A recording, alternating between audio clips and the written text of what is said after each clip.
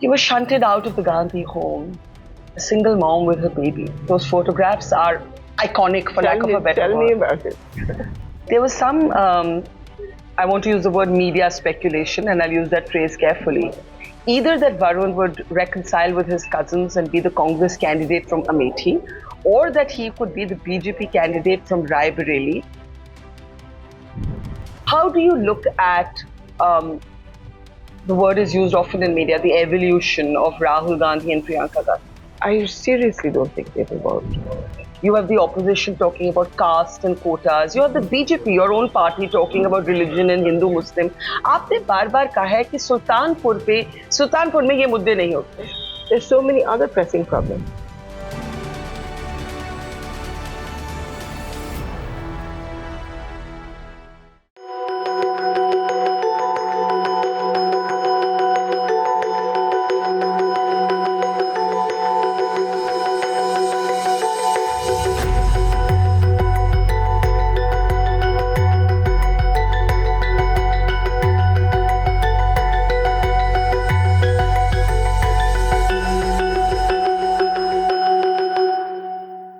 With me here in Sultanpur is Indian Parliament's senior most member of Parliament. She's an 8-time member of Parliament, now looking for her 9th election here in Sultanpur. I'm talking, of course, about Ms. Maneka Gandhi. We all heard her speech when the new Parliament building was inaugurated. She had that place of honor by virtue of being the senior most parliamentarian. Thank you, Maneka ji, and I know how busy it is. मैं आपकी यहाँ आने से पहले, हमारे interview शुरू होने से पहले, I was listening to you trying to address the problems of the constituents. What struck me was कितने local मुद्दे हैं, स्कूल का एडमिशन, किसी के घर में तलाक. क्या यही बड़े मुद्दे हैं चुनाव के? Are these the main issues? These are. How do you keep your focus on them? No, the point is people need help. बहुत सारे सांसद होते हैं जो सोचते हैं एक सड़क बना लिया, एक मेडिकल कॉलेज बना लिया तो वही काफी है. लेकिन the addressing of a problem, because there is virtually no access to redressal. Yeah, everybody is busy and there are thousands and thousands of cases. So most people just wallow in misery because they don't know what to do. So from the day I won the last election in Sultanpur, it was a very different place. Nobody had ever worked with an MP or an MLA for that matter. They just took the votes and did big things or not. Yeah. So we started this system of every day between fixed hours, 7:30 to 10 in the morning. People would come and tell me their problem, and then I would access the local administration to deal with them. That is what has stood me in good stead, because over 80,000 cases have been dealt with.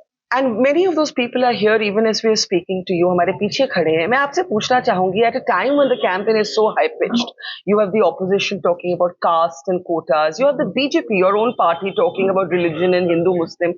आपने बार-बार कहा है कि सुल्तानपुर में ये मुद्दे नहीं होते. नहीं. Is that a conscious decision? Of course it is. To keep religion and caste out? It is a conscious decision because there's so many other pressing problems. And the idea is to have a happy election. We work very hard. I mean, I must have done 6,500 villages by now. But it's overall, it's happy. Nobody's abusing anybody. Nobody's saying anything. And it's really about problems, people's problems. तो धर्म की जो राजनीति होती है या जात की होती है, how do you keep it out of the rhetoric here? By not mentioning it. You don't mention caste mandir even in the Ayodhya, Ayodhya is the adjacent constituency. I know, but we mention our own mandir, which is Dhopap, which I built and which is very beautiful. So I talk about that. And what is the example as the senior most parliamentarian that you want to set for people of any party by keeping religion and caste out of your speeches? No, I want to send the message down that I never stopped campaigning. From the last election to this one. And I did it in a different way, by winning people round, by solving their problems. Of course, big things, and lots of big things that have been done. roads and Bijli and stuff, for which I have to thank the government. But I really did it by working every single day. And if you do that, at the end of the day, you don't actually need to create issues. Unfortunately, the opposition here has put up two candidates on the basis of caste. So they will take the votes that they take. Yeah. But generally, people are going to be voting on the work they got done, the projection that they have, the access anybody can meet me. Your doors are open? All the time. And people come and have breakfast with me, dinner with me, and just anybody, a pradhan of a village, whoever. When I'm hungry, then everybody's eating. It's the Punjabi in me, the langar syndrome. That's nice. Now, tell me this. You have said in one of your speeches that you are not here for Netagiri, you're here for Matagiri. You're here as a mother. Explain that metaphor. For protection, really to make you happy. Mothers make households happy. I'm here to make you feel more confident about yourself, to sort out whatever problems that you've got hanging about. Like yesterday, somebody went on the mic. I didn't even know who he was. And he said, I want to thank Mataji. He said, my land was taken away from me for 43 years. And he said, I approached everybody and nobody listened. And then she came and she did it in a day. That makes me feel good. We are here to serve. It's a job. Yeah. But speaking as a mother, not just the proverbial mother, but also the literal mother, how saddened, disappointed were you when your son Varun did not get a ticket? No, I can't say I was thrilled. But, every party doesn't just run on members of parliament. Yes. It runs on every member.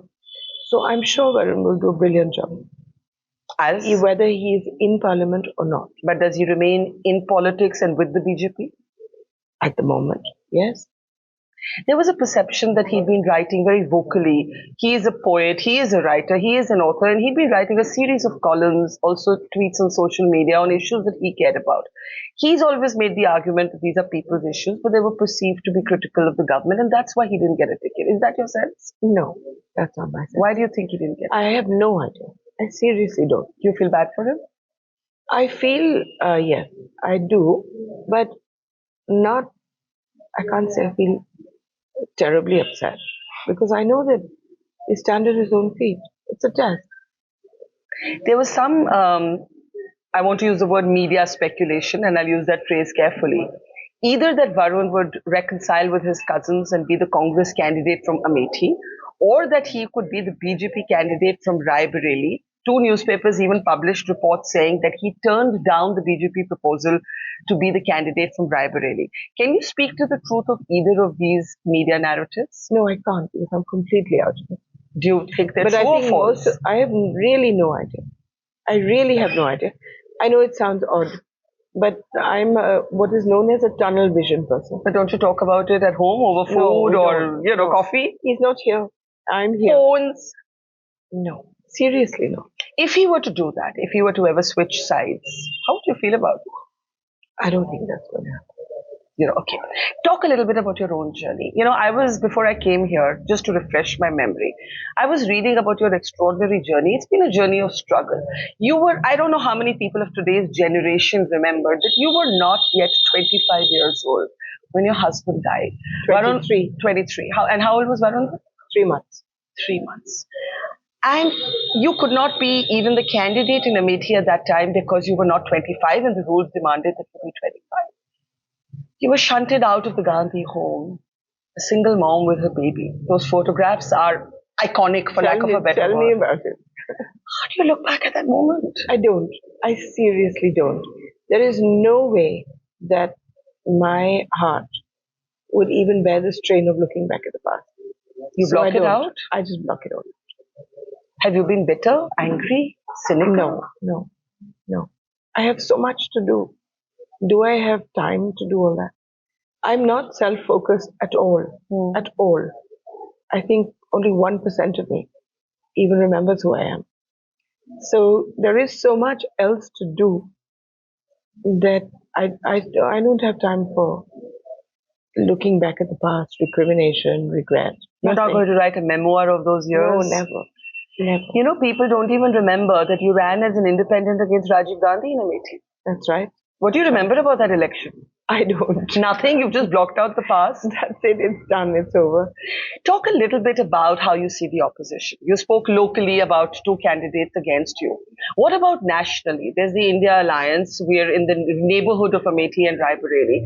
How do you look at the word is used often in media, the evolution of Rahul Gandhi and Priyanka Gandhi? Now, I wish they would evolve.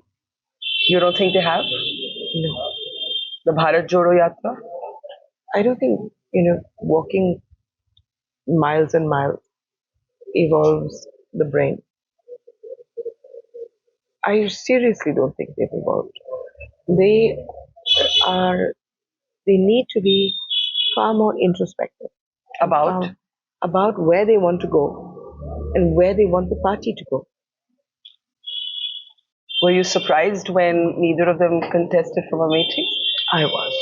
What had you expected and what did you see in that decision not to contest? I have no idea. I didn't analyze it. I was as surprised as the rest of India.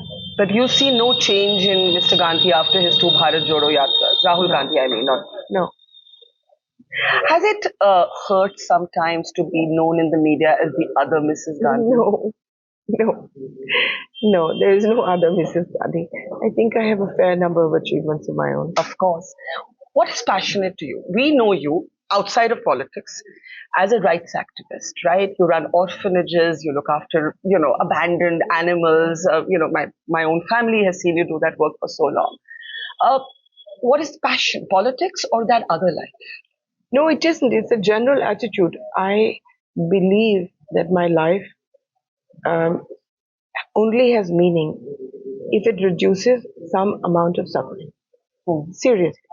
And I don't see the difference between a tree, a person, a flower, an animal. For me, I just see what can I do to help you. It kills me when a tree is cut because I can feel that pain. Or when grass is uprooted, or when an animal.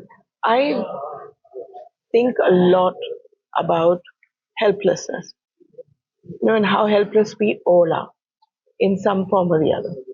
And God or the universe or whatever has given me a certain amount of power my whole life. And I've used that always to reduce pain. What's the one word you'd use to describe yourself? I don't have to. Do you think people misunderstand you? No, I don't care. Let me ask you about one. I do what I needs to be done. There was one controversy when you were campaigning in an earlier election, which was reported as you're telling Muslims of your constituency, almost threatening them that, look, I do so much for you and aap hame vote nahi dete. No. It was not like that. And I'm not that kind of person.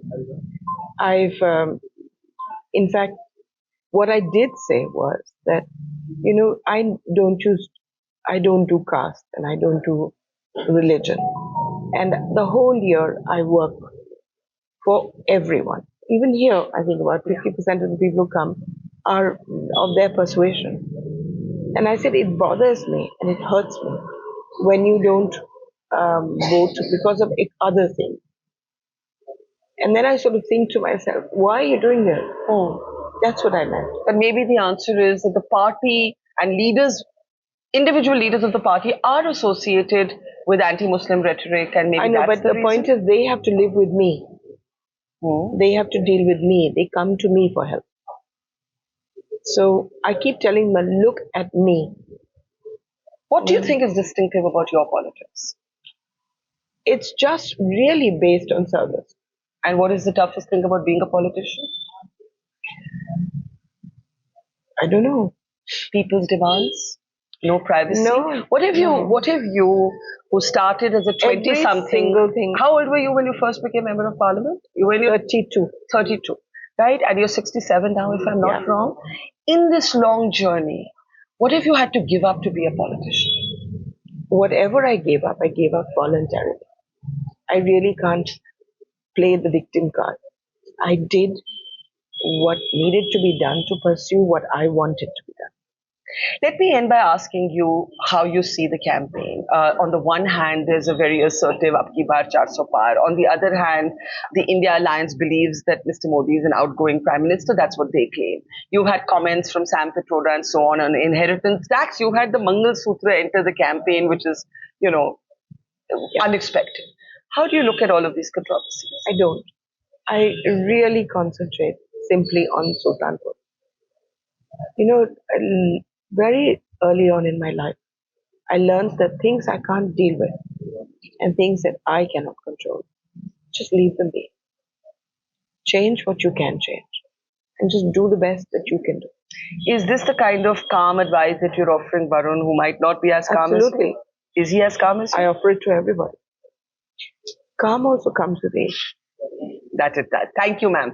It's been a pleasure. I'm not going to keep you between you and your constituents and the campaign trail. Thank you so much for talking to us. Namaskar and hello everyone. Welcome to a ride through the heart and the soul of India.